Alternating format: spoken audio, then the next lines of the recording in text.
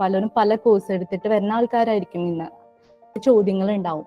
ഞങ്ങൾക്ക് IT കരിയറിലേക്ക് വരാൻ പറ്റുമോ, ഞങ്ങൾക്ക് IT മേഖല സ്യൂട്ടാണോ, ഞങ്ങൾ ഫേസ് ചെയ്യുന്ന ആ ഒരു ചലഞ്ചസ് എങ്ങനെ സോൾവ് ചെയ്യാം. നിങ്ങൾ ഇവിടെ ജോയിൻ ആകുമ്പോൾ നിങ്ങളൊരു ജൂനിയർ സോഫ്റ്റ്വെയർ എഞ്ചിനീയർ ആയിട്ടായിരിക്കും നിങ്ങൾ ഇവിടെ ജോയിൻ ആവുന്നുണ്ടാവുക. 5-7 വർഷം മുന്നേ ഇതേ ഫേസിലൂടെ കടന്നു പോയിട്ടുള്ള ഒരാളാണ്. ഇന്ന് വൺ ഓഫ് ദ ഹയസ്റ്റ് പൊസിഷനിൽ പല സ്ഥലങ്ങളായിട്ട് വർക്ക് ചെയ്യുന്ന ആളുകളായിട്ട്. അപ്പോഴും എൻ്റെ കയ്യിൽ എന്താ ഇല്ലാത്തത് എന്നുള്ളത് എനിക്കറിയില്ല. ഒരു സ്കില്ലിന്റെ കുറവാണ് ഏറ്റവും ആയിട്ട് ഞാൻ ഫേസ് ചെയ്തിട്ടുണ്ടായിരുന്നത്. Tier 1 കമ്പനീസിലായിരിക്കും നമ്മൾ ഈ ഒരു സ്കിൽസ് നമ്മൾ യൂസ് ചെയ്യുന്നുണ്ടാവുക. ഇതുപോലുള്ള സ്കിൽസ് നിങ്ങൾക്ക് ബിൽഡ് ചെയ്തെടുക്കാനായിട്ട് ഐട്രിച്ച് തയ്യാറാക്കിയിട്ടുള്ള ഒരു 12 സ്റ്റെപ്പ് ട്രെയിനിങ് മെത്തഡോളജി ഉണ്ട്. ഷോർട്ട് ടേമിനുള്ളിൽ എങ്ങനെ നിങ്ങൾക്ക് എക്സ്പീരിയൻസ്ഡ് ആയിട്ടുള്ള ഒരു പേഴ്സണാലിറ്റി മാറ്റാം എന്നുള്ളതാണ്. അർജുൻ ചോദിച്ചിട്ടുണ്ട്, ഈസ് ഏജ് എ ഫാക്ടർ? ഒരിക്കലും അല്ല. ഏജ് ഒരു ഫാക്ടറേ അല്ല. ജസ്റ്റ് ഒരു ബേസിക്കൽ കാൽക്കുലേഷൻസ് അറിയുന്ന ഏതൊരാൾക്കും എന്ത് ചെയ്യാൻ പറ്റും, നമുക്ക് സോഫ്റ്റ്വെയർ എഞ്ചിനീയറിംഗ് എന്ന് പറഞ്ഞ ഗെയിൻ ചെയ്തെടുക്കാൻ പറ്റുന്ന ഒരു നോളജ് തന്നെയാണ്. സോഫ്റ്റ്വെയർ എഞ്ചിനീയറിംഗ് നമ്മുടെ ലൈഫിന്റെ ഒരു പാർട്ടായി മാറിക്കഴിഞ്ഞു ഇന്ന്. Good morning to everyone. നിങ്ങളെല്ലാവരും ഇന്ന് ഈ വെബിനാറിൽ ജോയിൻ ആയിട്ടുണ്ടാവുക ഒരുപാട് ആഗ്രഹവും അതുപോലെ തന്നെ ഒരുപാട് പ്രതീക്ഷയായിട്ടായിരിക്കും. പ്രത്യേകിച്ച് IT കരിയർ മേഖലയിലേക്കുള്ള ഒരു പ്രതീക്ഷയായിട്ടായിരിക്കും നിങ്ങൾ ഇന്നെല്ലാവരും ഈ വെബിനാറിൽ ജോയിൻ ആയിട്ടുണ്ടാവുക. നിങ്ങളെല്ലാവരും പല ഫീൽഡിൽ നിന്ന് വരുന്ന ആൾക്കാരായിരിക്കും. പലരും പല കോഴ്സ് എടുത്തിട്ട് വരുന്ന ആൾക്കാരായിരിക്കും ഇന്ന്. അപ്പോൾ നിങ്ങളെല്ലാവരും കോമൺ ആയിട്ട് നിങ്ങളുടെ മനസ്സിൽ ഒരുപാട് ചോദ്യങ്ങൾ ഉണ്ടാവും. ഞങ്ങൾക്ക് IT കരിയറിലേക്ക് വരാൻ പറ്റുമോ, ഞങ്ങൾക്ക് IT മേഖല സ്യൂട്ടാണോ, അങ്ങനെ ഒരുപാട് ചോദ്യങ്ങൾ നിങ്ങളുടെ മനസ്സിൽ ഉണ്ടാവും. ഇപ്പൊ ഒരു വെബ് ആപ്ലിക്കേഷൻ ക്രിയേറ്റ് ചെയ്യാൻ, അല്ലെങ്കിൽ ഒരു മൊബൈൽ ആപ്പ് ക്രിയേറ്റ് ചെയ്യാം, വെബ്സൈറ്റ് ക്രിയേറ്റ് ചെയ്യാം, അതൊക്കെ പറയുമ്പോൾ തന്നെ എല്ലാവരും ഒരു ഭീകരമായിട്ട് എന്തോന്ന് നോക്കി കാണുന്ന പോലെ ആയിരിക്കും നിങ്ങളെല്ലാവരും നോക്കി കാണുന്നുണ്ടാവുക. അപ്പോൾ ഇതെല്ലാം ഞങ്ങളെ കൊണ്ട് പറ്റുമോ, എങ്ങനെ ഇപ്പോൾ ഞങ്ങൾക്ക് IT കരിയറിലേക്ക് വരാം, അപ്പോൾ എങ്ങനെ ഞങ്ങൾക്കുള്ള ആ ഒരു പ്രോബ്ലംസ് അല്ലെങ്കിൽ ഞങ്ങൾ ഫേസ് ചെയ്യുന്ന ആ ഒരു ചലഞ്ചസ് എങ്ങനെ സോൾവ് ചെയ്യാം, അപ്പൊ അതിനുള്ള സൊല്യൂഷൻസ് എന്താ, അതിന് ഞങ്ങൾക്ക് നിങ്ങളെ എങ്ങനെ ഹെൽപ്പ് ചെയ്യാൻ പറ്റും, അതെല്ലാം തന്നെ നമുക്ക് ഈ വെബിനാറിലൂടെ മനസ്സിലാക്കാൻ പറ്റുന്ന കാര്യമാണ്. അപ്പോൾ നിങ്ങൾ ഫസ്റ്റ് ഓഫ് ഓൾ നിങ്ങൾ മനസ്സിലാക്കേണ്ട ഒരു കാര്യമുണ്ട്. ഇപ്പോൾ സോഫ്റ്റ്വെയർ എഞ്ചിനീയറിംഗ് എന്ന് പറയുന്നത് ഇപ്പോൾ ഇംഗ്ലീഷിന്റെ ബേസിക് ആയിട്ടുള്ള കാര്യങ്ങൾ അറിയണം. അപ്പോൾ എഴുതാനും വായിക്കാനും അതുപോലെ തന്നെ നിങ്ങൾക്ക് മാത്തമാറ്റിക്കൽ കാൽക്കുലേഷൻസ് ഒക്കെ ഉണ്ടാവുമല്ലോ. അപ്പോൾ നമ്മുടെ സമ്മ് കാണുക, ഏവറേജ് കാണുക, അങ്ങനെ ജസ്റ്റ് ഒരു ബേസിക്കൽ കാൽക്കുലേഷൻസ് അറിയുന്ന ഏതൊരാൾക്കും എന്ത് ചെയ്യാൻ പറ്റും, നമുക്ക് സോഫ്റ്റ്വെയർ എഞ്ചിനീയറിംഗ് എന്ന് പറഞ്ഞ ഗെയിൻ ചെയ്തെടുക്കാൻ പറ്റുന്ന ഒരു നോളജ് തന്നെയാണ്.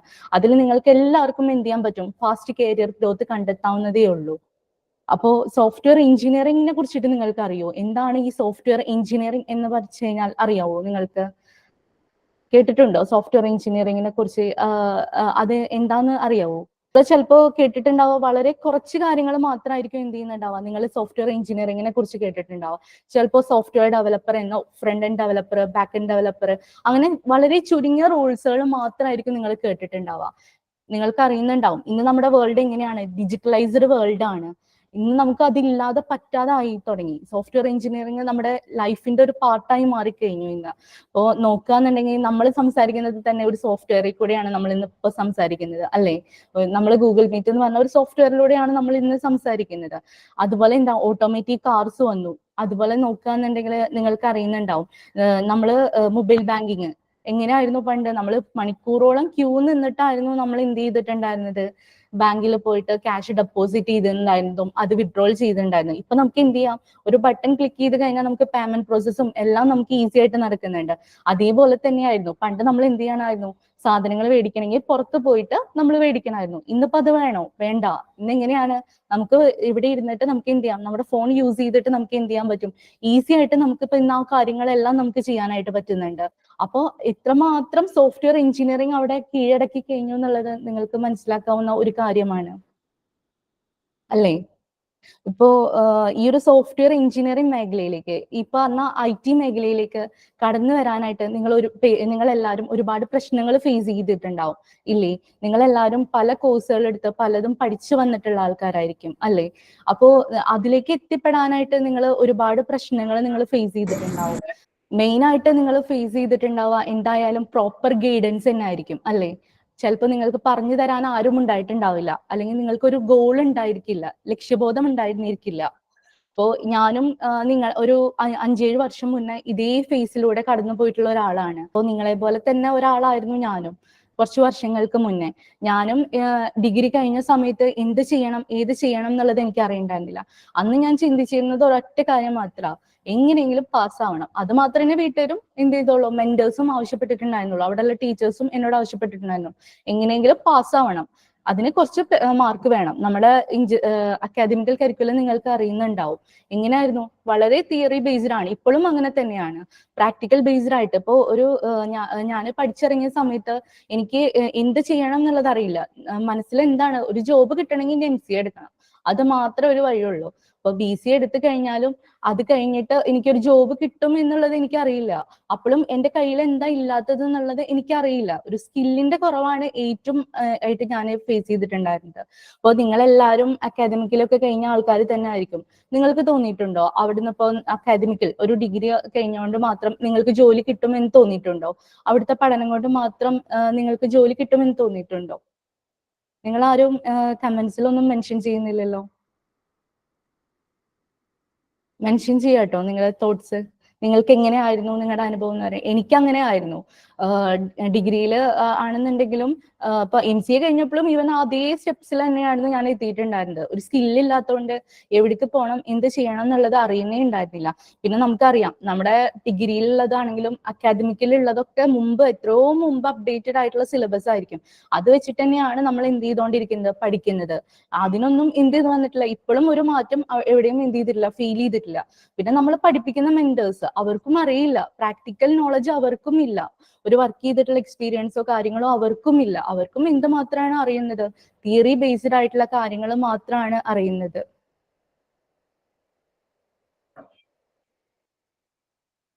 പിന്നെ നിങ്ങൾ എന്ത് ചെയ്യായിരിക്കും, ഡിഗ്രി ഒക്കെ എടുത്ത് MCA എടുത്ത് ഇതേപോലെ സമയം കുറെ കളഞ്ഞിട്ടുണ്ടാവും. പിന്നെ ഞാൻ അന്വേഷിച്ചത് എന്താ, ഇന്റേൺഷിപ്പ് അന്വേഷിച്ച് നടന്നപ്പോ ഇന്റേൺഷിപ്പ് കിട്ടോ? ഓക്കെ, ഫാത്തിമ ഫർഹത്ത് പറഞ്ഞിട്ടുണ്ട് ഫസ്റ്റ് ഇയർ സ്റ്റുഡന്റ് ആണെന്ന്. ഇയാളുടെ അനുഭവം അതുപോലെ തന്നെ ആയിരിക്കും എന്ന് ഞാൻ വിചാരിക്കുന്നു. അവിടെ കൂടുതൽ നമുക്ക് തിയറി ബേസ്ഡ് ആയിരിക്കും. അല്ലെങ്കിൽ പ്രോബ്ലംസ് ഒക്കെ പ്രാക്ടിക്കൽസ് എന്ന് പറയുന്നത് എങ്ങനെയായിരിക്കും, മിസ്സുമാര് നമുക്ക് ഒരു പ്രോബ്ലം നമുക്ക് ചെയ്തിട്ട് എന്ത് ചെയ്യും, പ്രിന്റ് തരുമായിരിക്കും. അത് പഠിച്ച് പ്രാക്ടിക്കൽ എക്സാമിന് കയറിയിട്ട് അങ്ങനെയായിരിക്കും നമ്മൾ പലരും ചെയ്തു പോയിട്ടുണ്ടാവുക.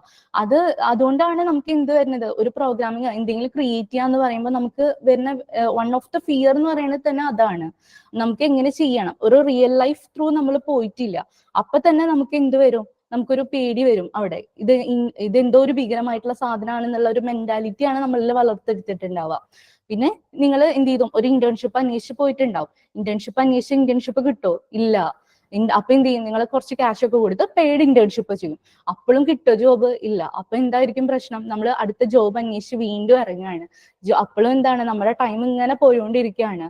അപ്പോൾ ഇനിയിപ്പോ അഥവാ നിങ്ങൾ അന്വേഷിച്ചു, നിങ്ങൾക്കൊരു ജോബ് കിട്ടിക്കഴിഞ്ഞാൽ തന്നെ നിങ്ങൾക്ക് അതിൽ എങ്ങനെയാണ് റിയൽ ലൈഫ് ആപ്ലിക്കേഷൻസ്, എങ്ങനെയാണ് ഒരു റിയൽ ടൈം പ്രൊജക്റ്റിലൂടെ കടന്നു പോകുക എന്നുള്ളത് നിങ്ങൾക്ക് അറിയുന്നുണ്ടാവില്ല. അവിടുത്തെ സോഫ്റ്റ്വെയർ ഡെവലപ്മെന്റ് ലൈഫ് സൈക്കിൾസിനെ കുറിച്ചിട്ട് നിങ്ങൾക്ക് അറിയുന്നുണ്ടാവില്ല. അങ്ങനെ ഒരുപാട് കാര്യങ്ങൾ എന്തുണ്ടാവും, നിങ്ങൾക്ക് ഉണ്ടാവും ഇല്ലേ? അപ്പോൾ എന്തുണ്ടാവും, ഇനിയിപ്പോ അഥവാ ഞാനും ഇതേപോലെ അതൊന്നും കിട്ടാതായപ്പോ ഒരു കമ്പനിയിൽ കയറി, ഒരു ജോബ് എനിക്ക് കിട്ടി. അത് കിട്ടിയപ്പോഴോ എനിക്ക് ആ ജോബ് ചെയ്യാനായിട്ടുള്ള കപ്പാസിറ്റി ഉണ്ടായിരുന്നില്ല. സ്കില്ല് ഇല്ലാത്തത് കൊണ്ട് തന്നെ അവർ തരുന്ന ഒരു പ്രൊജക്റ്റോ അല്ലെങ്കിൽ ഒരു വർക്കോ എനിക്ക് 2 മണിക്കൂർ കൊണ്ട് ചെയ്യേണ്ട കാര്യം ഉണ്ടായിരുന്നുള്ളൂ. പക്ഷെ എന്താണ്, ഞാൻ 8 മണിക്കൂറാണ് എടുക്കുന്നത്. കാര്യം എന്തുകൊണ്ടാ, എനിക്കറിയില്ല എങ്ങനെയാണ് അത് ചെയ്യേണ്ടത്. പുതിയ ടെക്നോളജീസിനെ കുറിച്ച് അറിയില്ല. അപ്പൊ ഞാൻ എന്താണ്, ഇതിങ്ങനെ നോക്കി നോക്കി സമയം കളയാണ്. അപ്പോ അത് എന്റെ ഫാമിലി ലൈഫിനെ തന്നെ എന്ത് ചെയ്തിട്ടുണ്ടായിരുന്നു, എഫക്ട് ചെയ്തിട്ടുണ്ടായിരുന്നു. ആ ടൈമിൽ എനിക്ക് ഫാമിലിയുടെ കൂടെ സ്പെൻഡ് ചെയ്യാനായിട്ട് ടൈമില്ല. അപ്പൊ എന്ത് വരും, അവിടുന്ന് കംപ്ലൈന്റ്സ് വരും. അതുപോലെ എന്റെ ഫ്രണ്ട്ഷിപ്പ് എന്ത് ചെയ്യും, അകന്നു പോവും. അവരുടെ കൂടെ സ്പെൻഡ് ചെയ്യാനായിട്ട് ടൈമില്ല. ഫുൾ എന്താവും, നമ്മൾ സ്ട്രെസ്ഡ് ആവും ആ ഒരു ടൈമിൽ എന്ന് പറഞ്ഞാൽ. പിന്നെ ഈ പറഞ്ഞ പോലെ പുതിയ ടെക്നോളജീസ് അറിയാത്തതിന്റെ ഒരു കുഴപ്പം തന്നെയായിരുന്നു ഏറ്റവും കൂടുതൽ എന്ന് പറയുന്നത്. എങ്ങനെയാണ് ഒരു കോംപ്ലക്സ് പ്രൊജക്റ്റിൽ കൊണ്ടുപോയിട്ട, അല്ലെങ്കിൽ എങ്ങനെയാണ് ഒരു റിയൽ വേൾഡ് സിനാരിയോസിൽ വർക്ക് ചെയ്യുക എന്നുള്ളത് അറിയില്ല. അപ്പൊ തന്നെ നിങ്ങൾക്ക് മനസ്സിലാക്കാനായിട്ട് സാധിക്കും. നമ്മളെ ഗ്രാജുവേഷന്റെ ടൈമിൽ നമുക്ക് സ്കില്ലില്ലാത്തതുകൊണ്ട് ആണ് നമുക്ക് ഇതൊക്കെ വന്നിട്ടുള്ളതെന്ന് എന്ത് ചെയ്യാൻ പറ്റും, നിങ്ങൾക്ക് തോന്നിയിട്ടുണ്ടാവും. ഇതെല്ലാതും നിങ്ങളും അനുഭവിച്ചിട്ടുള്ളതാണ് തന്നെ. ഡിഗ്രി കഴിഞ്ഞിറങ്ങാന്നുണ്ടെങ്കിലും MCA കഴിഞ്ഞിറങ്ങുന്ന ഒരാളാണെന്നുണ്ടെങ്കിലും ഒരു സീറോ നോളജ്, സീറോ പ്രാക്ടിക്കൽ സ്കില്ലോട് കൂടിയിട്ട് തന്നെയാണ് എന്ത് ചെയ്യുന്നത്, ഇറങ്ങുന്നതെന്ന് പറയുന്നത്. ഓക്കെ, RR അങ്ങനെയാണ് പേര് പറഞ്ഞിട്ടുള്ളത്. ആള് പറഞ്ഞിട്ടുണ്ട്, ആളൊരു MCA ഡ്രോപ്പ് ഔട്ട് ആണ് 60% എന്ന്. പക്ഷേ അവിടുത്തെ തിയറിയോ പ്രാക്ടിക്കൽസോ ഒന്നും ആൾക്ക് ഹെൽപ്പ് ചെയ്തിട്ടില്ല എന്ന് എഴുതിയിട്ടുണ്ട്. അതേപോലെ തന്നെയായിരുന്നു എല്ലാവരുടെയും അവസ്ഥ എന്ന് പറയുന്നത്. അപ്പോൾ നിങ്ങൾ മനസ്സിലാക്കേണ്ട ഒരു കാര്യമുണ്ട് ഇവിടെ. നിങ്ങൾ IT സ്റ്റുഡന്റ് ബാക്ക്ഗ്രൗണ്ടിൽ നിന്ന് പഠിച്ചു വന്ന ആളാണെന്നുണ്ടെങ്കിലും എന്ത് തന്നെയാണ്, ഇപ്പോഴും നോൺ IT ബാക്ക്ഗ്രൗണ്ടിൽ തന്നെ ആയിരിക്കും നിങ്ങൾ നിൽക്കുന്നുണ്ടാവുക. അപ്പോൾ even MSc physics, BSc physics ഒക്കെ എടുത്ത ആൾക്കാർക്ക് കൂടിയും IT ഇൻഡസ്ട്രിയിലേക്ക് വരണം എന്നൊക്കെ ആഗ്രഹം ഉണ്ടാവും. അല്ലെങ്കിൽ വേറെ ഏതെങ്കിലും സ്ട്രീമിൽ BCom ആണെങ്കിലും അവർക്കൊക്കെ ആഗ്രഹം ഉണ്ടാവും. പക്ഷെ അവര് അനുഭവിക്കുന്ന ഒരുപാട് ഫിയേഴ്സ് കാര്യങ്ങൾ ഉണ്ടാവും ഇല്ലേ? ഇപ്പോ ആ ഒരു IT ഇൻഡസ്ട്രിയിലേക്ക് കടന്നു വരാനായിട്ട് നിങ്ങൾ ഒരുപാട് കാര്യങ്ങൾ ഫിയർ ചെയ്യുന്നുണ്ടാവും. ഇതിലെ നോൺ IT-കാരുണ്ടോ? ആരെങ്കിലും IT ബാക്ക്ഗ്രൗണ്ട് അല്ലാതെ ഈ IT ഇൻഡസ്ട്രിയിലേക്ക് വരാൻ? ഓക്കെ, ഒരുപാട് പേരുണ്ട് അല്ലേ? ഓക്കെ. IT ഇൻഡസ്ട്രിയിലേക്ക്. അപ്പോൾ നിങ്ങൾ അനുഭവിക്കുന്ന ഒരുപാട് ഫിയേഴ്സ് ഉണ്ടാവും ഇല്ലേ? ഇതിലേക്ക് വരാനായിട്ട് നിങ്ങൾക്ക് ഒരുപാട് ഡൗട്ട്സ് നിങ്ങളുടെ മനസ്സിലുണ്ടാവും ഇല്ലേ? ഓക്കെ. മെയിൻ ആയിട്ട് നിങ്ങൾ അനുഭവിക്കുന്ന ഫേസ് എന്ന് പറയുന്നത്, അതായത് പ്രോബ്ലം എന്ന് പറയുന്നത് എന്ത് തന്നെ ആയിരിക്കും? അവിടെയും ഒരു പ്രോപ്പർ ഗൈഡൻസ് നിങ്ങൾക്ക് കിട്ടുന്നുണ്ടാവില്ല. ഇപ്പോ എങ്ങനെ, ഏത് ചൂസ് ചെയ്യണം, ഏത് ലാംഗ്വേജ് ചൂസ് ചെയ്യണം, ഏതാണ് ഇൻഡസ്ട്രിയിൽ പോപ്പുലർ ആയിട്ട് നിൽക്കുന്ന ടെക്നോളജി എന്ന് നിങ്ങൾക്ക് അറിയുന്നുണ്ടാവില്ല. പിന്നെ IT ബാക്ക്ഗ്രൗണ്ടിലുള്ള ആൾക്കാർ നിങ്ങൾക്ക് ഫ്രണ്ട്സ് ആയിട്ട് കുറവായിരിക്കും. അപ്പോൾ അതിന്റെ കരിയർ ഗ്രോത്തിനെ കുറിച്ച് പറഞ്ഞു തരാനായിട്ട് നിങ്ങൾക്ക് ഒരു നല്ലൊരു പേഴ്സണാലിറ്റി ഉണ്ടാവില്ല. പിന്നെ നിങ്ങളെ മെയിൻ ആയിട്ടുള്ള ഫിയർ ആയിരിക്കും. ഇപ്പൊ ഇത്രയും IT-കാർ ഇവിടെ ഉണ്ടല്ലോ, അപ്പൊ ഞാൻ IT-കാരുടെ കേസ് പറഞ്ഞതേ ഉള്ളൂ. BCA കഴിഞ്ഞവരും BTech കഴിഞ്ഞവരൊക്കെ ഇഷ്ടം പോലെ ഉണ്ടല്ലോ, പിന്നെ എന്താ ഞങ്ങൾക്ക് അതിൽ കാര്യം എന്നൊക്കെ നിങ്ങൾ ചിന്തിക്കുന്നുണ്ടാവും ഇല്ലേ? ഒരു കാര്യം നിങ്ങൾ മനസ്സിലാക്കേണ്ടതുണ്ട്, സ്കിൽ ഉണ്ടോ നമുക്ക് എന്ത് ചെയ്യും, ജോബ് കിട്ടും. അത് ഫസ്റ്റ് ഓഫ് ഓൾ നിങ്ങൾ മനസ്സിലാക്കേണ്ട കാര്യമാണ്. പിന്നെ വേറൊരു കാര്യമാണ് AI വന്നിട്ടുണ്ടല്ലോ ഒന്ന്, അപ്പൊ ഞങ്ങളുടെ ജോബൊക്കെ പോവോ? അപ്പൊ ഞങ്ങൾ പഠിച്ചു 2 വർഷത്തിന് ശേഷം AI കീഴടക്കുമോ എന്നൊക്കെ നിങ്ങൾ ചിന്തിച്ചിട്ടുണ്ടാവാം ഇല്ലേ? ചിന്തിച്ചിട്ടുണ്ടോ? കമന്റ്സ് ഇടുക കേട്ടോ.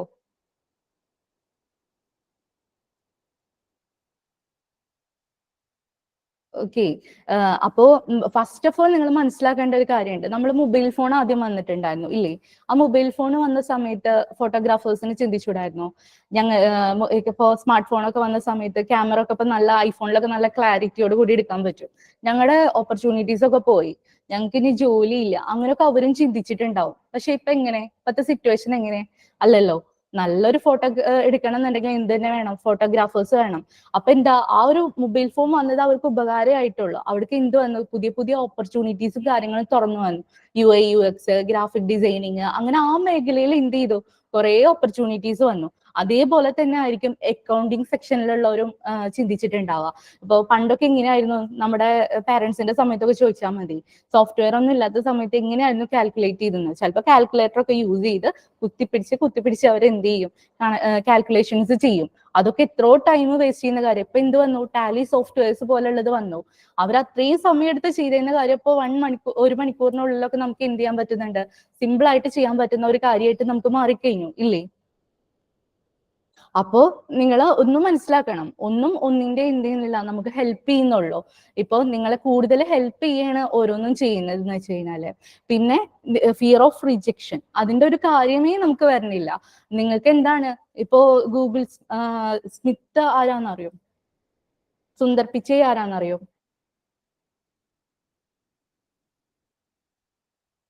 എല്ലാവർക്കും കേട്ടിട്ടുണ്ടോ സുന്ദർ പിച്ചൈ? ആളുടെ ഹിസ്റ്ററിയെ കുറിച്ച് കേട്ടിട്ടുണ്ടോ?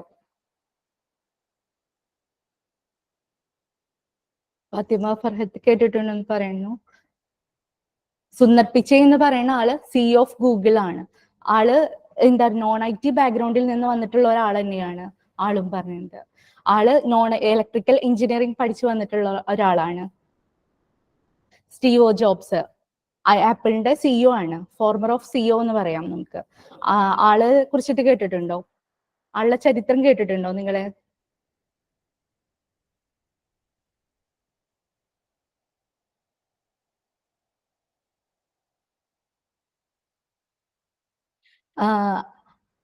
ആളെ കുറിച്ച് കേട്ട് കഴിഞ്ഞാൽ നിങ്ങൾ കുറച്ചും കൂടിയും എന്താണ്, ഇൻട്രസ്റ്റിംഗ് ആണ് ആളുടെ ഹിസ്റ്ററി എന്ന് പറയുന്നത്.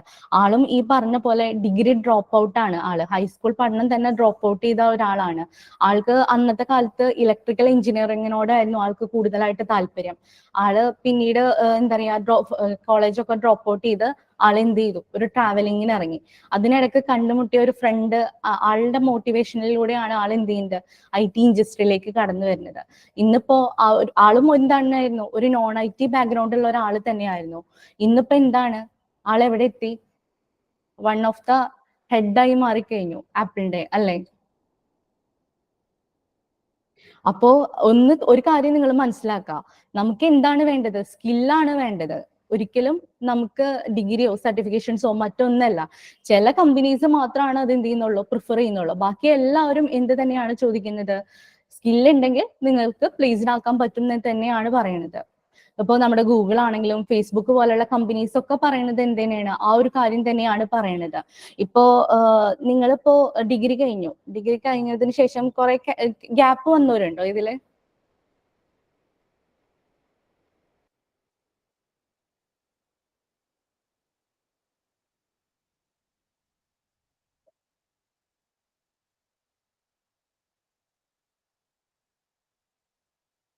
Okay, okay.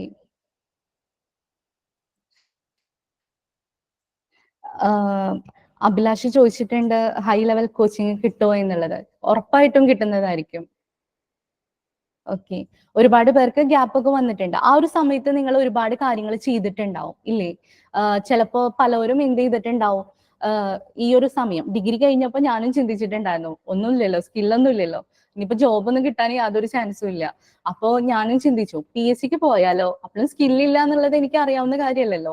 അപ്പൊ ഞാൻ ചിന്തിച്ചിട്ട് പോലുമില്ല, ഒരു ആൾ പറഞ്ഞു തരാനും ഇന്ന വഴി കൂടെ പോകുന്നു പറയാനും ആരും ഉണ്ടായിരുന്നില്ല. അപ്പൊ തന്നെ ഞാനും ചിന്തിച്ചു, ഇനി PSCക്ക് പോയാലോ. ഫസ്റ്റ് ഓഫ് ഓൾ നിങ്ങൾ മനസ്സിലാക്കേണ്ട കാര്യമുണ്ട്, PSCക്ക് എങ്ങനെയാണ് 4000 സീറ്റ് ഉള്ളതിന് 4 ലക്ഷം ആൾക്കാർ എഴുതുന്ന കാര്യമാണ്, കോമ്പറ്റീറ്റീവ്സ് ഉള്ളതാണ്. അപ്പോൾ ചിലപ്പോൾ നമ്മൾ എഴുതിയാലും നമ്മൾ ഒരു 30 വയസ്സ് വരെയൊക്കെ നമ്മൾ വീണ്ടും ഇതിന്റെ പിന്നാലെ തന്നെ ട്രൈ ചെയ്തുകൊണ്ടിരിക്കുകയാണ്. ചിലപ്പോൾ നമുക്കൊരു ടൈം പാസ് പോലെ ആയിരിക്കും നമ്മൾ അതിന് പോകുന്നുണ്ടാവുക. നിങ്ങൾക്ക് എന്തുണ്ടാവില്ല, ഒരു ഗോൾ ഉണ്ടാവില്ല, ഇന്ന ലക്ഷ്യത്തിൽ എത്തണം, എനിക്ക് ജോബ് കിട്ടണം, എന്റെ കരിയർ പടുത്തുയർത്തണം എന്നുള്ള ഒരു ലക്ഷ്യബോധം ഇല്ലാത്തത് കൊണ്ട് തന്നെ നിങ്ങൾ എന്ത് ചെയ്തിട്ടുണ്ടാവും, പല പല കോഴ്സുകൾ എടുത്തിട്ടുണ്ടാവും. ചിലപ്പോ ഇന്റേൺഷിപ്പ് അങ്ങനെ, അല്ലെങ്കിൽ ചിലപ്പോ കുറഞ്ഞ പൈസക്കൊക്കെ മാർക്കറ്റിൽ ഇപ്പൊ ജോലി കിട്ടുന്നൊക്കെ പറഞ്ഞിട്ട് ഒരുപാട് കോഴ്സുകൾ ഉണ്ടാവും. ചിലപ്പോ ചിലവർ അതൊക്കെ എടുത്തിട്ടുണ്ടാവും. ചിലപ്പോ എന്ത് ചെയ്തിട്ടുണ്ടാവും, ഇതൊക്കെ പഠിച്ച് എന്താ പറയാ കിട്ടാതെ വന്നപ്പോ ഇപ്പൊ എന്റെ ഒരു ഫ്രണ്ട് ഉണ്ടായിരുന്നു, ആളും എന്റെ ഒപ്പം MCAക്ക് പഠിച്ചിരുന്ന ഒരാൾ തന്നെയായിരുന്നു. ആളെന്ത് ചെയ്തു, ഈ പറഞ്ഞ കാര്യങ്ങളൊക്കെ ചെയ്തതിനു ശേഷം ആളെന്ത് ചെയ്തു, വേറൊരു ഫ്രണ്ട് ടെലികോളിങ്ങിന് പോകണ്ടായിരുന്നു, ആളും അതേപോലെ എന്ത് ചെയ്തു, ടെലികോളിംഗ് പറഞ്ഞിട്ടുള്ള ഒരു ജോബ് കിട്ടും. അവിടെ നമുക്ക് തുടരാൻ പറ്റുമോ, ഇല്ല. നമ്മൾ എന്ത് ചെയ്യും, അല്ലെങ്കിൽ വേറെ ഒരു ജോബ് കിട്ടിക്കഴിഞ്ഞാൽ തന്നെ നിങ്ങൾക്ക് എന്ത് ചെയ്യും, സ്കിൽ അല്ലാത്തതുകൊണ്ട് നിങ്ങൾ എന്ത് ചെയ്യും, ആ ജോബ് വിട്ടിട്ടുണ്ടാവും. അങ്ങനെ ഒരുപാട് കാര്യങ്ങൾ എന്ത് ചെയ്തിട്ടുണ്ടാവും, നിങ്ങൾ ഫേസ് ചെയ്തിട്ടുണ്ടാവും ഇല്ലേ? ഈ ഒരു ടൈം ഒരുപാട് ഓപ്പർച്യൂണിറ്റീസ് നിങ്ങൾ മിസ് ചെയ്തിട്ടുണ്ടാവും. ഫസ്റ്റ് ഓഫ് ഓൾ നമുക്ക് പറയേണ്ട ഒരു കാര്യം, എന്ത് ചെയ്യാം, നമുക്ക് പോയ ടൈം എന്ത് ചെയ്യാൻ പറ്റില്ല, തിരിച്ചു പിടിക്കാൻ പറ്റില്ല. ഇനി നമുക്ക് എന്ത് ചെയ്യാം, ഫാസ്റ്റ് കരിയർ എങ്ങനെ നമുക്ക് ഗ്രോ ചെയ്തെടുക്കാം എന്നുള്ളത് നമുക്ക് എന്ത് ചെയ്യാം, നോക്കാം. അപ്പോൾ സോഫ്റ്റ്വെയർ എഞ്ചിനീയറിംഗിന്റെ നമ്മൾ നേരത്തെ പറഞ്ഞു, ഒരിക്കലും എന്ത് ചെയ്യുന്നില്ല, ഒരു സോഫ്റ്റ്വെയർ എഞ്ചിനീയറിംഗിന്റെ ഫ്യൂച്ചർ എവിടെയും നിലച്ചു പോകുന്നില്ല. നമ്മൾ നേരത്തെ പറഞ്ഞു, നമ്മുടെ വേൾഡ് എന്താണ്, ഡിജിറ്റലൈസ്ഡ് വേൾഡ് ആയി കഴിഞ്ഞു. അപ്പോൾ തന്നെ നമുക്ക് ഇത്രത്തോളം ഓപ്പർച്യൂണിറ്റീസ് അവിടെ കൂടി കൂടി വരുന്നുണ്ട് എന്നുള്ളത് എന്ത് ചെയ്യാൻ പറ്റും, നമുക്ക് അറിയാനായിട്ട് പറ്റും ഇല്ലേ? ഇപ്പോ ഇന്ന് എടുത്ത് നോക്കാന്നുണ്ടെങ്കിൽ നമ്മുടെ തൃശ്ശൂർ ഒരു IT പാർക്ക് ഉണ്ട്, അതുപോലെ കൊച്ചിയിൽ എറണാകുളം ഒരു IT പാർക്ക് ഉണ്ട്, കോഴിക്കോട് ഒരു IT പാർക്ക് ഉണ്ട്. അങ്ങനെ കേരളത്തിൽ തന്നെ എത്രത്തോളം IT പാർക്സ് ആണ് ഉള്ളത്. ആ IT പാർക്സിലൊക്കെ കൂടി നോക്കാത്തുണ്ടെങ്കിൽ തന്നെ 1000-ലധികം കമ്പനീസ് ആണ് നമുക്ക് വരുന്നത്. IT കമ്പനീസ് എന്തുണ്ട്, സോഫ്റ്റ്വെയർ ഇൻഡസ്ട്രിയിലുണ്ട്. ഈ 1000-ലധികം കമ്പനീസിൽ 10,000-ലധികം വാക്കൻസീസ് ആണ് ഉള്ളത്. അത്ര അധികം കാൻഡിഡേറ്റ്സിനെ നമുക്ക് എന്ത് ചെയ്യാനില്ല, ഇപ്പോഴും നമുക്ക് കിട്ടാനില്ല. അപ്പൊ അത്രയധികം ഓപ്പർച്യൂണിറ്റീസ് എന്തുണ്ട്, കേരളത്തിൽ തന്നെ വരുന്നുണ്ട്. അപ്പൊ കേരളത്തിലത്തെ കഥ മാത്രമാണ് ഇപ്പൊ ഞാൻ പറഞ്ഞിട്ടുള്ളത്. അപ്പൊ പുറത്തത്തെ നോക്കുകയാണെന്നുണ്ടെങ്കിലോ, ഇന്ത്യയിൽ എടുക്കാന്നുണ്ടെങ്കിലോ എത്രത്തോളം സ്റ്റേറ്റുകളുണ്ട്, അവിടെ തന്നെ എത്രത്തോളം IT കമ്പനീസ് ഉണ്ട്, അവിടെ തന്നെ എത്രത്തോളം ഓപ്പർച്യൂണിറ്റീസ് നമുക്ക് ഓപ്പണിംഗ് ആയിട്ട് വരുന്നുണ്ട്. ഇന്ത്യ എന്ന് പറയുന്നത് ഒരു സർവീസ് പ്രൊവൈഡർ ആണ്. ഫസ്റ്റ് എന്ത് ചെയ്യണം, നമ്മൾ അത് മനസ്സിലാക്കണം. പിന്നെ ഇതേപോലെ വേൾഡ് വൈഡ് എടുത്ത് നോക്കുകയാണെന്നുണ്ടെങ്കിലോ എത്രത്തോളം ഓപ്പർച്യൂണിറ്റീസ് ആണ് നമ്മളെ കാത്തിരിക്കുന്നത്, അല്ലെ? ഈ ഒരു മിസ്സായ ടൈമിൽ നമുക്ക് നഷ്ടമായിട്ടുള്ള കുറെ കാര്യങ്ങളാണ് അതൊക്കെ, അല്ലെ? പിന്നെ നമുക്കറിയാം കൊറോണ ടൈമിലൊക്കെ എടുത്ത് നോക്കുകയാണെന്നുണ്ടെങ്കിൽ എങ്ങനെയായിരുന്നു കൊറോണ ടൈമില് ബാക്കി എല്ലാ ഒരു ഇൻഡസ്ട്രിയിലുള്ള ആൾക്കാരും ജോബ് നഷ്ടപ്പെട്ടു. പക്ഷെ നമ്മുടെ IT മേഖല മാത്രമാണ് അവിടെ പിടിച്ചു നിന്നത്. അതാണ് അവിടെ ഗ്രോ ചെയ്തിട്ടുള്ളത്. ഇപ്പൊ നമ്മൾ 2024 2031 എത്തുമ്പത്തിനും 36% ജോബ് ഓപ്പർച്യൂണിറ്റീസ് കൂടും എന്നാണ് പറഞ്ഞിട്ടുള്ളത്. ഇത് ഞാൻ പറഞ്ഞിട്ടുള്ളതല്ല കേട്ടോ, പല റിപ്പോർട്ടേഴ്സും റിപ്പോർട്ട് ചെയ്തിട്ടുള്ള കാര്യമാണ് ഈ പറഞ്ഞത്. അതുപോലെ തന്നെ ആണ് നമ്മുടെ സാലറി സ്കെയിൽ എടുത്ത് നോക്കുകയാണെന്നുണ്ടെങ്കിൽ ഇപ്പൊ ഞാൻ നേരത്തെ പറഞ്ഞു PSC അങ്ങനെയുള്ള കോച്ചിങ് ഒക്കെ ഇപ്പൊ നിങ്ങൾ ട്രൈ ചെയ്തിട്ടുണ്ടാവും. അപ്പൊ അഥവാ ഒരു ഇൻഡസ്ട്രിയിൽ നമുക്കൊരു ജോബ് കിട്ടിയെന്ന് വിചാരിക്കാം, നമുക്ക് എത്ര ആയിരിക്കും സാലറി സ്കെയിൽ വരിക? ഒന്നില്ലെങ്കിൽ ഒരു 15,000 അല്ലെങ്കിൽ 25,000 അതായിരിക്കും നമ്മുടെ എന്ത് വരുന്നുണ്ടാവുക, ഒരു സാലറി സ്കെയിൽ വരുന്നുണ്ടാവുക അല്ലേ? അപ്പോ ഇപ്പോ IT ഇൻഡസ്ട്രിയിലുള്ള ഏറ്റവും ഹയസ്റ്റ് ജോബ്സ് ഇന്ത്യയിൽ മേടിക്കുന്ന ആൾക്കാർ എന്ന് പറയുന്നത് സോഫ്റ്റ്വെയർ മേഖലയിലുള്ള ആൾക്കാരാണ്. ഇപ്പോ നിങ്ങളൊന്ന് ജസ്റ്റ് ഒന്ന് ഗൂഗിൾ ചെയ്ത് നോക്ക്, സോഫ്റ്റ്വെയർ മേഖലയിലുള്ള ആൾക്കാരുടെ സാലറി എത്രയെന്ന്, ആനുവൽ സാലറി. ഇപ്പൊ നമ്മുടെ ഇന്ത്യയിൽ എടുത്ത് നോക്കുകയാണെന്നുണ്ടെങ്കിൽ 20 ലക്ഷത്തിൽ മീതിയാണ് ഒരു സോഫ്റ്റ്വെയർ ഡെവലപ്പർ ആനുവൽ മേടിക്കുന്ന സാലറി എന്ന് പറയുന്നത്. ഒരു എക്സ്പീരിയൻസ്ഡ് ആയിട്ടുള്ള സോഫ്റ്റ്വെയർ ഓക്കെ RR എഴുതിയിട്ടുണ്ട്. ഓക്കെ, അത്രയും ഒക്കെ നമുക്ക് എന്ത് ചെയ്യുന്നുണ്ട്, കേരളയിൽ തന്നെ നമുക്ക് ഇൻകം കിട്ടുന്നുണ്ട് IT ഫീൽഡില്. അപ്പൊ നിങ്ങളൊന്ന് ചിന്തിച്ചു നോക്കിയാൽ മതി എത്രത്തോളം നമുക്ക് അവിടെ ഒരു സ്കോപ്പ് അല്ലെങ്കിൽ ഒരു ഇതുണ്ട് എന്നുള്ളത്, ഫീച്ചർ ഉണ്ട് എന്നുള്ളത്. ഇപ്പൊ 20 ലക്ഷത്തിൽ മീതെയാണ് എന്ത് ഒരു സോഫ്റ്റ്വെയർ കേരളത്തിലത്തെ ഒരു സോഫ്റ്റ്വെയർ ഡെവലപ്പറുടെ ആനുവൽ സാലറി എന്ന് പറയുന്നത്. അപ്പോൾ എത്ര ആയിരിക്കും ഒരു മാസത്തില്? 2 lakh above ആയിരിക്കും എന്തെന്ന് പറയണത്.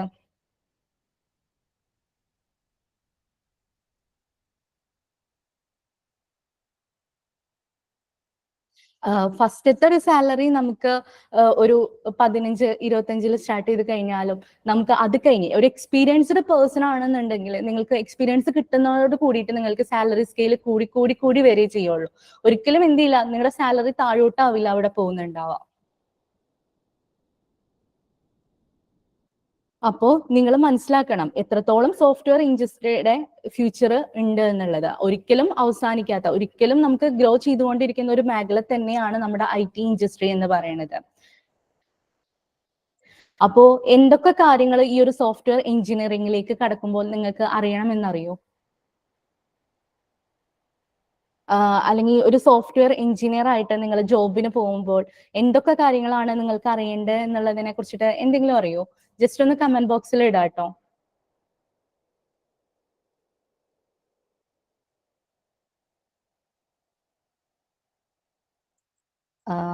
നോ ഐഡിയ എന്ന് എഴുതിയിട്ടുണ്ട് അർജുന്. എല്ലാരും കമന്റ് ഇടാട്ടോ. നമ്മള് ഒരു ഞാൻ നിങ്ങൾക്ക് ക്ലാസ് എടുക്കാൻ എന്നതിലുപരി ഒരു ഇന്ററാക്റ്റീവ് സെക്ഷൻ ആണ് നമ്മൾ വിചാരിക്കുന്നത്. അപ്പോ എല്ലാരും ഒന്ന് കമന്റ് ചെയ്യാം. ഓക്കെ, സോഫ്റ്റ്വെയർ സ്കിൽസ് എന്ന് എഴുതിയിട്ടുണ്ട് സഹല ജമാല്.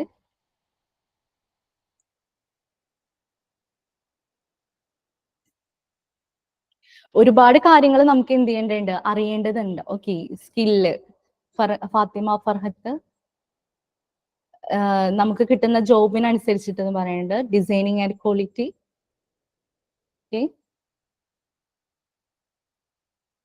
ഓക്കെ, ഒരുപാട് കാര്യങ്ങൾ നമ്മൾ എന്ത് ചെയ്യുന്നുണ്ട്, അറിയേണ്ടതുണ്ട്. Soft skills. ഓക്കെ, അതൊക്കെ നമുക്ക് എന്ത് വേണ്ടതന്നെയാണ്, എസ്പെഷ്യലി നമുക്ക് ഇമ്പോർട്ടന്റ് ആയിട്ടുള്ള കാര്യങ്ങൾ തന്നെയാണ് ടെക്നിക്കൽ ആൻഡ് സോഫ്റ്റ് സ്കിൽസ് എന്ന് പറയുന്നത്. അപ്പൊ ഒരുപാട് കാര്യങ്ങൾ എന്ത് ചെയ്യേണ്ടതുണ്ട്, നമ്മൾ സോഫ്റ്റ്വെയർ എഞ്ചിനീയർ ആവുമ്പോൾ നമ്മൾ അറിയേണ്ടതുണ്ട്. ഒരുപാട് കാര്യങ്ങൾ നമ്മൾ ആ ഒരു ഇൻഡസ്ട്രിയിലേക്ക് നമ്മൾ കാലുകുത്തുമ്പോൾ അറിയേണ്ട കാര്യങ്ങളുണ്ട്. അപ്പോൾ എന്താണെന്നുള്ളത് നമുക്ക് എന്ത് ചെയ്യാം, ഓരോന്നായിട്ട് നോക്കാം. പ്രത്യേകിച്ച് ഒരാൾക്ക് ഏറ്റവും കൂടുതൽ വേണ്ട ഒരു കാര്യമാണ് നമ്മൾ ഏതെങ്കിലും ഒരു സ്കിൽ, അതായത് ലാംഗ്വേജിൽ നമ്മൾ മാസ്റ്ററിങ് എടുക്കണം. C#, ജാവ സ്ക്രിപ്റ്റ് അതുപോലെ പറഞ്ഞിട്ടുള്ള ഏതെങ്കിലും ഒരു ലാംഗ്വേജിൽ എന്ത് ചെയ്യണം, നിങ്ങൾ മാസ്റ്റർ ആവണം. പിന്നെ നിങ്ങൾക്ക് നല്ല പ്രൊഡക്ട്സ്, നല്ല സോഫ്റ്റ്വെയർസ് നമ്മൾ ക്രിയേറ്റ് ചെയ്യണമെങ്കിൽ എന്തറിയണം, നമുക്ക് സോഫ്റ്റ്വെയർ ഡെവലപ്മെന്റ് പ്രിൻസിപ്പിൾസിനെ കുറിച്ച് അറിയണം. എന്തൊക്കെയാണ് സോഫ്റ്റ്വെയർ ഡെവലപ്മെന്റ് പ്രിൻസിപ്പിൾസ് എന്നുള്ളത് എന്ത് ചെയ്യണം, അറിഞ്ഞിരിക്കണം. പിന്നെ എങ്ങനെയാണ് നമ്മുടെ സോഫ്റ്റ്വെയർ ഡെവലപ്മെന്റ് ലൈഫ് സൈക്കിൾ എന്ന് അറിഞ്ഞിരിക്കണം. എങ്ങനെയാണ് ഒരു സോഫ്റ്റ്വെയർ ഡെവലപ്മെന്റ് ബിൽഡ് ചെയ്യുമ്പോൾ അതിന്റെ ലൈഫ് സൈക്കിൾ എങ്ങനെയാണ് മൂവ് ചെയ്യുന്നത് അറിയണം നമുക്ക്. പിന്നെ എങ്ങനെ അതിന്റെ വേർഷൻസ് കൺട്രോൾ ചെയ്യാന്നുള്ളത് അറിയണം. അതുപോലെ തന്നെ ഇപ്പൊ നമ്മൾ നേരത്തെ പറഞ്ഞു സോഫ്റ്റ്വെയർ എഞ്ചിനീയറിംഗ് എന്ന് പറഞ്ഞു കഴിഞ്ഞാൽ എന്താണ്, ഗ്രോത്ത് കൂടിക്കൊണ്ടിരിക്കുകയാണ്. അപ്പൊ തന്നെ എക്സ്പെക്ടേഷനും എന്താണ് കൂടുതലായിരിക്കും. അപ്പൊ നമുക്ക് അവിടെയുള്ള ഡെവലപ്മെന്റ് ടൂൾസിനെ കുറിച്ചിട്ട് എന്ത് ചെയ്യണം, അറിഞ്ഞിരിക്കേണ്ടതുണ്ട്. അതുപോലെ തന്നെ നമുക്ക് എന്തറിയണം, എങ്ങനെയാണ് നമുക്ക് ഡാറ്റേനെ മാനേജ് ചെയ്യുക, എങ്ങനെ നമുക്ക് എഫിഷ്യന്റ് ആയിട്ട്, ഇപ്പൊ കോഡിങ് അറിയുന്നുണ്ടാവും പലർക്കും, പക്ഷെ അത് എങ്ങനെ എഫക്റ്റീവ് ആയിട്ട് എഴുതാന്നുള്ളത് അറിയുന്നുണ്ടാവില്ല. എങ്ങനെ ഇപ്പൊ മെമ്മറി മാനേജ് ചെയ്ത് ഡാറ്റാബേസ് മാനേജ് ചെയ്ത് എങ്ങനെ എഴുതാന്നുള്ളത് പലർക്കും അറിയുന്നുണ്ടാവില്ല. അപ്പോൾ ഡാറ്റാബേസ് മാനേജ്മെന്റിനെ കുറിച്ച് അറിയണം. പിന്നെ പ്രോബ്ലം സോൾവിങ് സ്കിൽസ് വേണം. പിന്നെ നല്ലൊരു കണ്ടിന്യൂസ് ലേണർ ആയിരുന്നു. കാരണം നമ്മൾ പറഞ്ഞു അപ്ഡേറ്റ്സ് എന്താണ്, നമുക്ക് കൂടിക്കൂടി വരികയാണ്. അപ്പൊ നമുക്ക് എന്ത് ചെയ്യണം, ടെക്നോളജീസിൽ വരുന്ന മാറ്റങ്ങളെ കുറിച്ച് നമ്മൾ എന്താ പറയണം, ബോധേഡ് ആയിരിക്കണം. പക്ഷേ ഇതൊക്കെ ഉണ്ട് എന്നുണ്ടെങ്കിലും നമുക്ക് വേണ്ട ഇമ്പോർട്ടന്റ് ആയിട്ടുള്ള 2 സ്കിൽസും കൂടി ഉണ്ട്. കമ്മ്യൂണിക്കേഷൻ സ്കിൽസും സോഫ്റ്റ് സ്കിൽസും വേണം. ഇപ്പോ എൻ്റെ ഒരു ഫ്രണ്ട് ഉണ്ടായിരുന്നു, ആൾക്ക് എന്താണ്, ടെക്കിലെ ആള് പുലിയാണ്, പക്ഷെ ആൾക്ക് ജോബ് കിട്ടാനായിട്ടുള്ള ഒരു ഒബ്സ്റ്റിക്കിൾസ് എന്ന് പറയുന്നത് ഈ ആളുടെ കമ്മ്യൂണിക്കേഷൻസ് ആയിരുന്നു, ആളുടെ പ്രസന്റേഷൻ സ്കിൽസും ആയിരുന്നു. ആൾക്ക് ഇങ്ങനെ ഒന്ന് കമ്മ്യൂണിക്കേറ്റ് ചെയ്യണം എന്നറിയില്ല. ആൾക്ക് ഒരാളുടെ മുമ്പിൽ നിവർന്ന് നിന്ന് സംസാരിക്കാൻ, അതായത് മുഖത്ത് നോക്കി സംസാരിക്കാൻ ആൾക്ക് എന്താണ്, ഫിയർ ആണ്. അതായിരുന്നു ആൾ അനുഭവിച്ചിട്ടുള്ള വൺ ഓഫ് ദ മെയിൻ ഒബ്സ്റ്റിക്കിൾ എന്ന് പറയുന്നത്. പിന്നെ ആൾക്ക് എങ്ങനെ ഇപ്പൊ അത് പ്രസന്റ്, ആള് നല്ല രീതിയിൽ സോഫ്റ്റ്വെയർ ഒക്കെ ഡെവലപ്പ് ചെയ്യും, പക്ഷെ ആൾക്ക് അത് എങ്ങനെ പ്രസന്റ് ചെയ്യണം എന്നുള്ള കാര്യം അറിയണ്ടായിരുന്നില്ല. അപ്പോ ഇതെല്ലാം നമുക്ക് എന്ത് വേണം, നമുക്ക് വേണ്ട സ്കിൽസ് ആണ്. 4-5 വർഷത്തെ എക്സ്പീരിയൻസ് കൊണ്ടാണ് നമ്മൾ ഈ ഒരു സ്കില്ല് നമ്മൾ എന്ത് ചെയ്യുക, ഗെയിൻ ചെയ്തെടുക്കാം. പക്ഷെ നമുക്ക് എന്ത് വേണം, ഷോർട്ട് ടൈമിനുള്ളിൽ ഈ ഒരു സ്കില്ല് നമുക്ക് എന്ത് വേണം, ഗെയിൻ ചെയ്തെടുക്കണം. അതിന് നിങ്ങൾക്കൊരു സൊല്യൂഷൻ വേണം. ഇപ്പോൾ മെയിൻ ആയിട്ട് നമ്മൾ ഈ ഒരു സ്കിൽസ് ഒക്കെ നമ്മൾ എവിടെയായിരിക്കും യൂസ് ചെയ്യുന്നുണ്ടാവുക, Tier 1 കമ്പനീസിലായിരിക്കും നമ്മൾ ഈ ഒരു സ്കിൽസ് നമ്മൾ യൂസ് ചെയ്യുന്നുണ്ടാവുക. Tier 1 കമ്പനിയിലായിരിക്കും നമ്മൾ എന്ത് ചെയ്യുന്നുണ്ടാവുക, കോംപ്ലക്സ് ആയിട്ടുള്ള പ്രൊജക്ട്സ് ചെയ്യുന്നുണ്ടാവുക. ആ കോംപ്ലക്സ് ആയിട്ടുള്ള പ്രൊജക്ട്സ് ചെയ്യുമ്പോഴാണ് ഞാൻ നേരത്തെ പറഞ്ഞിട്ടുള്ള ഈ സ്കിൽസിന്റെ ഒക്കെ ആവശ്യങ്ങൾ നമുക്ക് അനിവാര്യമായിട്ട് വരുന്നത്. ഓക്കെ, നിമ്മി പറഞ്ഞിട്ടുണ്ട്, ആള് ജോബ് ചെയ്തുകൊണ്ടിരുന്നപ്പോൾ ആള് ഫേസ് ചെയ്തിട്ടുള്ള ഒരു പ്രോബ്ലം തന്നെയായിരുന്നു ഇപ്പൊ ഞാൻ പറഞ്ഞത് എന്ന് പറയുന്നുണ്ട്. ഓക്കെ നിമ്മി, അപ്പോ ഇതിനൊക്കെ ഉള്ള ഒരു സൊല്യൂഷൻ നമുക്ക് വേണം. നമ്മൾ കോംപ്ലക്സ് പ്രൊജക്ട്സ് ചെയ്യുമ്പോഴാണ് നമുക്ക് എന്ത് വേണ്ടത്, ഈ ഒരു സ്കിൽസ് വേണ്ടത്. എവിടെ ആയിരിക്കും ഈ കോംപ്ലക്സ് സോഫ്റ്റ്വെയർസ് ക്രിയേറ്റ് ചെയ്യുക, Tier 1 കമ്പനീസിലായിരിക്കും ഈ ഒരു സോഫ്റ്റ്വെയർസ് ക്രിയേറ്റ് ചെയ്യുന്നുണ്ടാവുക. TCS, വിപ്രോ, ഇൻഫോസിസ് അതുപോലെയുള്ള Tier 1 കമ്പനീസിൽ ഒക്കെ ആയിരിക്കും ഇത് ക്രിയേറ്റ് ചെയ്യുന്നുണ്ടാവുക. ആമസോണ്, ഗൂഗിള്, മൈക്രോസോഫ്റ്റ് അതുപോലെയുള്ള കമ്പനീസിലൊക്കെയാണ് നമുക്ക് ഈ ഒരു സ്കിൽസിന്റെ ആവശ്യം നമുക്ക് വരുന്നത്. അപ്പോ നമുക്ക് ഇതുപോലെയുള്ള സ്കിൽസ് നിങ്ങൾക്ക് ബിൽഡ് ചെയ്തെടുക്കാനായിട്ട് ഐട്രിച്ച് പ്രൊവൈഡ് ചെയ്യുന്ന, അല്ലെങ്കിൽ ഐട്രിച്ച് തയ്യാറാക്കിയിട്ടുള്ള ഒരു 12 സ്റ്റെപ്പ് ട്രെയിനിങ് മെത്തഡോളജി ഉണ്ട്. ആ ഒരു 12 സ്റ്റെപ്പ് ട്രെയിനിങ് മെത്തഡോളജിയിലൂടെ നിങ്ങൾ കടന്നു പോയിട്ടുണ്ടെങ്കിൽ നിങ്ങൾ എന്താകും, നിങ്ങളൊരു ജൂനിയർ സോഫ്റ്റ്വെയർ ഡെവലപ്പർ ആയിട്ടായിരിക്കും ചിലപ്പോൾ ഇവിടെ എന്ത് ചെയ്യുന്നുണ്ടാവുക, ജോയിൻ ചെയ്യുന്നുണ്ടാവുക. നിങ്ങൾ ആ ജൂനിയർ സോഫ്റ്റ്വെയർ ഡെവലപ്പറിൽ നിന്ന് ഒരു സീനിയർ സ്കിൽ സെറ്റ് ഉള്ള സോഫ്റ്റ്വെയർ എഞ്ചിനീയർ ആയിട്ട് മാറും. 4-5 വർഷം എക്സ്പീരിയൻസ് ഉള്ള ഒരു സീനിയർ സോഫ്റ്റ്വെയർ എഞ്ചിനീയർ ആയിട്ടായിരിക്കും നിങ്ങൾ ട്രാൻസ്ഫോം ചെയ്യുന്നുണ്ടാവുക. അപ്പോൾ അതിനായിട്ട് ഐട്രിച്ച് ബൂട്ട് ക്യാമ്പ് നിങ്ങൾക്ക് പ്രത്യേകമായിട്ട് തയ്യാറാക്കിയിട്ടുണ്ട്. അപ്പോൾ ബൂട്ട് ക്യാമ്പ് എന്താണെന്ന് നിങ്ങൾക്ക് അറിയോ? ബൂട്ട് ക്യാമ്പ് വേർഡിനെ കുറിച്ചിട്ട് കേട്ടിട്ടുണ്ടോ നിങ്ങൾ എല്ലാവരും? നിങ്ങൾ കൂടുതലായിട്ടും ആർമി അല്ലെങ്കിൽ മിലിറ്ററി റിലേറ്റഡ് ആയിട്ടായിരിക്കും ഈ ഒരു വേർഡ് നിങ്ങൾ കേട്ടിട്ടുണ്ടാവുക അല്ലേ?